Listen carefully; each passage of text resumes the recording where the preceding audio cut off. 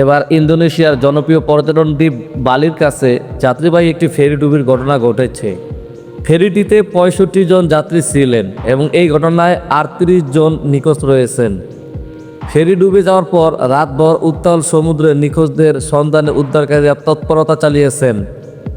বৃহস্পতিবার 3 জুলাই কাতার ভিত্তিক সংবাদ মাধ্যম আল জাজিরার এক প্রতিবেদনে এই তথ্য জানা যায়।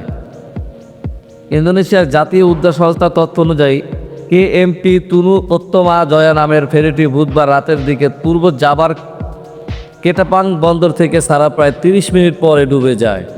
ফেরিটি বালির গিলিমানুক বন্দরের দিকে যাচ্ছিল, যা প্রায় 50 কিলোমিটার দূরে অবস্থিত। ফেরিটিতে মোট 53 জন যাত্রী, 12 জন কর্মী এবং 22টি যানবাহন ছিল।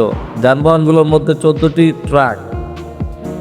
আল জাজিরা বলছে, ফেরি ডুবির এই ঘটনায় এখন পর্যন্ত 4 জনের মরদেহ উদ্ধার করা হয়েছে। 23 জনকে জীবিত উদ্ধার করা হয়েছে, যাদের অনেকে দীর্ঘ সময় ঢেউয়ের মধ্যে ভেসে থাকার পর অচেতন হয়ে পড়েছিলেন।